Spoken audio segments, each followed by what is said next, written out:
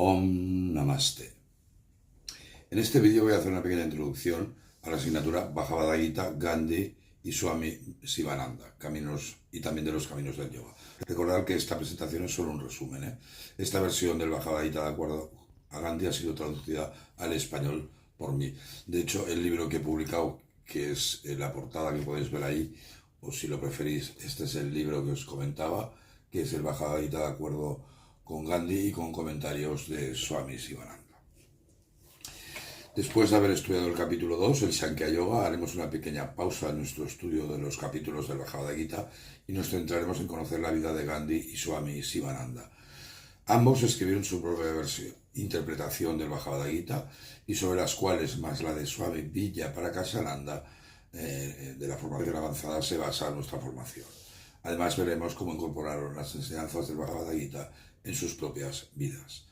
En este vídeo me centraré en Gandhi, en un segundo vídeo en Swami Sivananda y en un tercero en los 4 caminos del yoga. La vida del Mahatma Gandhi, el alma grande, una de las personalidades más, yo creo, la más importante del siglo XX, está claramente inspirada en los principios enunciados en el Bhagavad Gita. Ahimsa, desapego, satyagraha, tolerancia religiosa, trabajo desinteresado, karma yoga. Para él el Bhagavad Gita fue un libro fundamental, y os leo. Cuando las dudas me acosan, cuando las desilusiones me miran fijamente a la cara y no veo un rayo de esperanza en el horizonte, recurro al Bhagavad Gita y encuentro un verso que me consuela e inmediatamente empiezo a sonreír en medio de un abrumador dolor.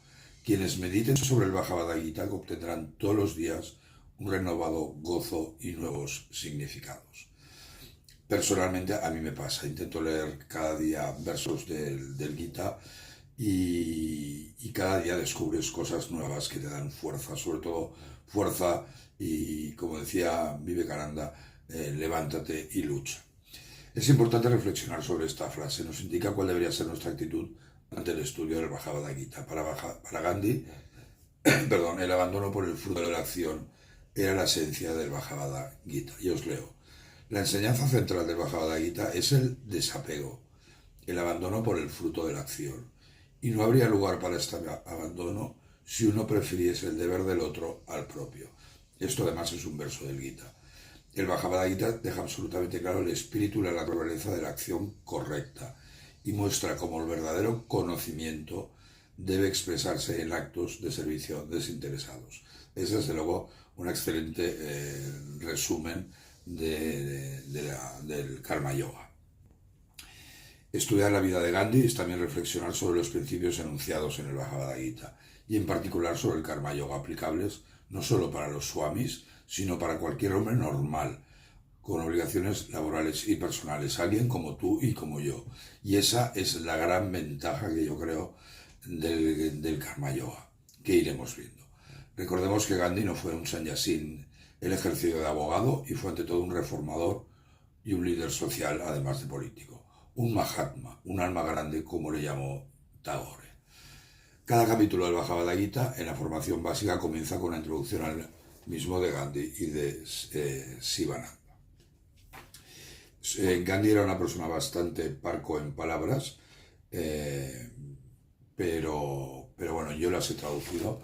Aquí podéis ver un poco en esta página la introducción muy pequeña de Gandhi y la de Swami Sivananda. Además ir haciendo explicaciones o interpretaciones en determinados versos. Gandhi en su propia introducción, en el mensaje del Bhagavad Gita, en el Shakti Yoga, nos presenta los conceptos claves: desapego por el fruto de las acciones, veracidad, no violencia, ahimsa, altruismo, etc. Y os leo. La verdad satya implica amor y la firmeza agraha genera la fuerza. Entonces comencé a llamar el movimiento indio satyagraha, es decir, la fuerza que nace de la verdad y del amor o la no violencia, y dejé de usar la frase resistencia pasiva. Gandhi afirmaba que el Bhagavad Gita fue su fuente de inspiración de su visión de la no violencia ahimsa para lograr la independencia pacífica de la India. Yo creo uno de los acontecimientos más importantes del siglo XIX, el movimiento ahimsa más grande de la humanidad y que perfiló el mapa mundi que vemos actualmente. Fijaros que este modelo de independencia pacífica fue exportado o fue asimilado en los procesos de independencia de muchísimos países colonizados tanto de África como de Asia. Y os leo una frase de Nelson Mandela. Las ideas de Gandhi han jugado un papel vital en la transformación de Sudáfrica y con las ayudas de las enseñanzas de Gandhi el apartheid ha sido superado.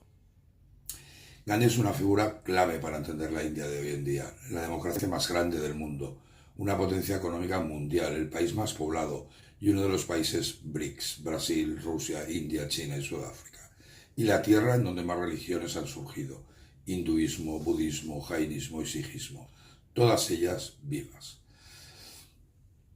Aunque también hay ciertos aspectos negativos de su vida, como por ejemplo su participación indirecta en varias guerras, aunque como camillero, incluso algunos hindúes le acusan de favorecer la creación del Estado de Pakistán.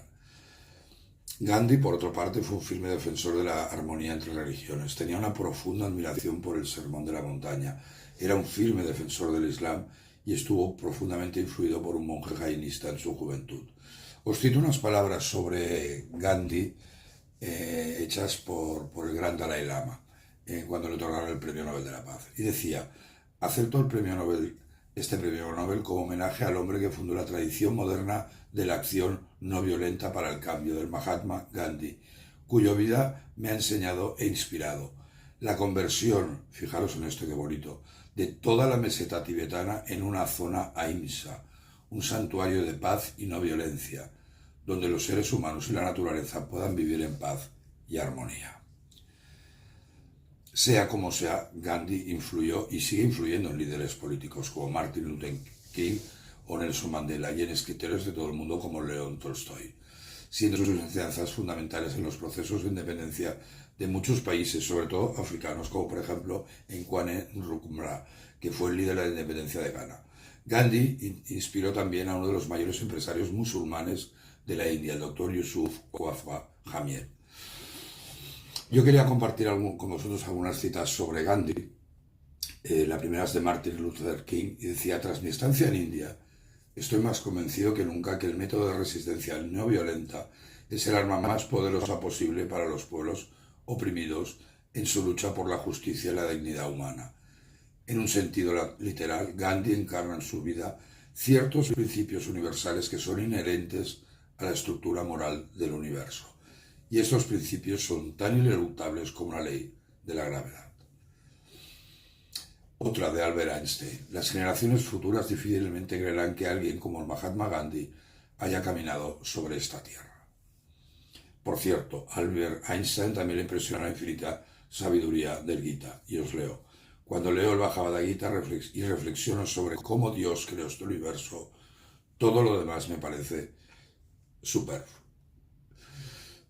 En esta asignatura estudiaremos también la estancia de Gandhi en Londres, sus interesantísimos contactos con Henry David Thoreau o sus intercambios epistolares con León Tolstoy, su estancia en Sudáfrica, es donde ensaya la filosofía de la no violencia, el Satyagraha, su regreso a India, veremos el camino de la independencia y luego la influencia de Gandhi en el mundo.